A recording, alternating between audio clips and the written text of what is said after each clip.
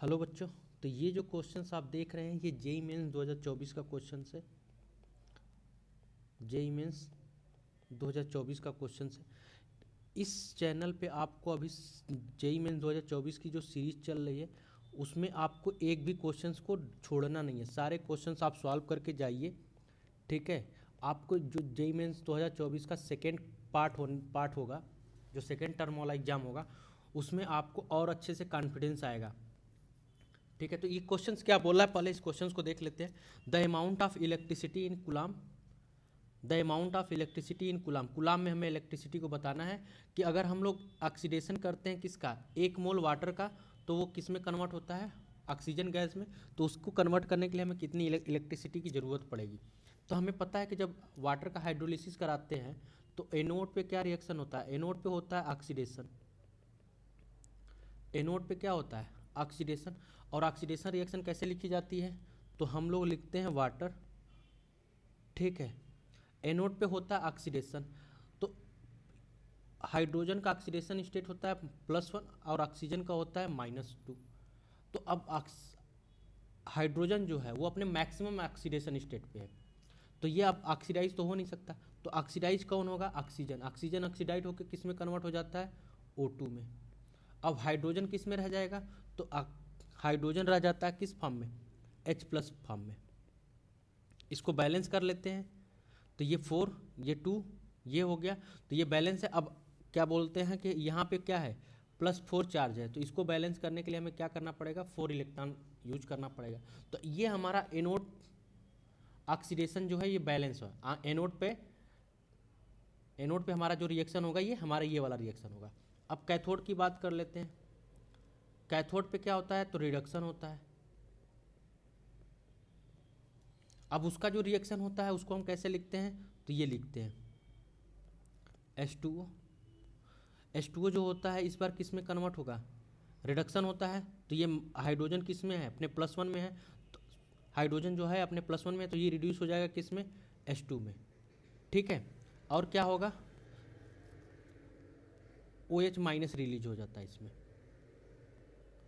ठीक। अब इसको देखो, इधर क्या है, 2 निगेटिव चार्ज है, तो इसमें हम क्या करेंगे, 2 निगेटिव चार्ज ऐड कर देंगे। अब इसको बैलेंस करने के लिए इधर 2 वाटर कर देंगे। तो ये रिडक्शन का है। अगर हमसे यही पूछता कितना, कि वाटर को रिड्यूस करने के में 1 मोल वाटर को रिड्यूस करने के लिए कितना कूलाम इलेक्ट्रिसिटी चाहिए, तब उसके लिए हम ये इक्वेशन लिखते हैं। और हमें क्या चाहिए, 1 मोल ऑक्सीडेशन, 1 मोल वाटर को ऑक्सीडाइज करने के लिए कितना चाहिए, तो हम ये वाला इक्वेशन देख के चलेंगे। तो मैंने दोनों इक्वेशन को एक साथ बता दिया, ताकि आपको अगर क्वेश्चन में हाइड्रोजन गैस पूछे तो आप कैसे सॉल्व करोगे। हमें पूछ रहा है ऑक्सीजन का, तो हम ये वाला रिएक्शन लेके चलेंगे। ठीक है। आप यहां से क्या देखते हैं, तो अगर हमें 1 मोल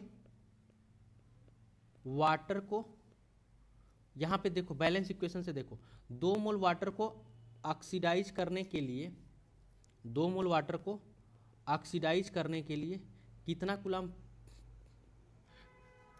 कितना इलेक्ट्रॉन रिलीज हो रहा है, 4 इलेक्ट्रॉन रिलीज हो रहा है। यानी कि 4 फैराडे इलेक्ट्रॉन चाहिए, यानी 4 फैराडे कूलम चाहिए।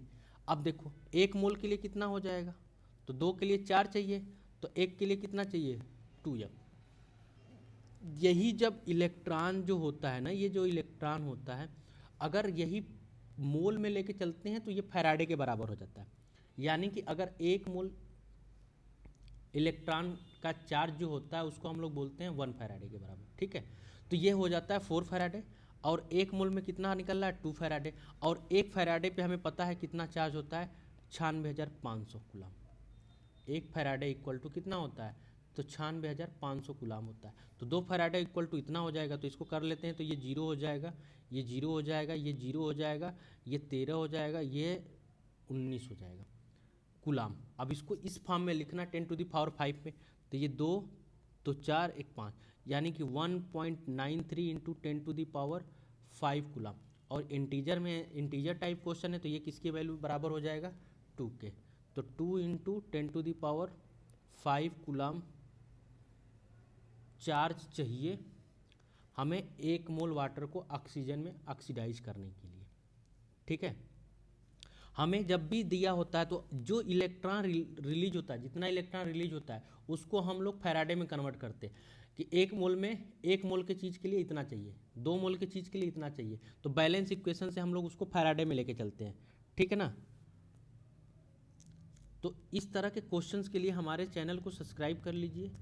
हम आपको इस तरह के क्वेश्चंस जेईई मेंस 2024 के पूरे क्वेश्चंस हम आपको वीडियोज़ के फॉर्म में बना देंगे कि कैसे आपको इस क्वेश्चंस को अटेम्प्ट करना है, कौन सा आप कॉन्सेप्ट लगाएंगे जिससे आपका ये क्वेश्चन सही होगा, किसकी वजह से कौन सा आपने सिली मिस्टेक किया होगा जिसकी वजह से आपका ये क्वेश्चन गलत हो गया होगा।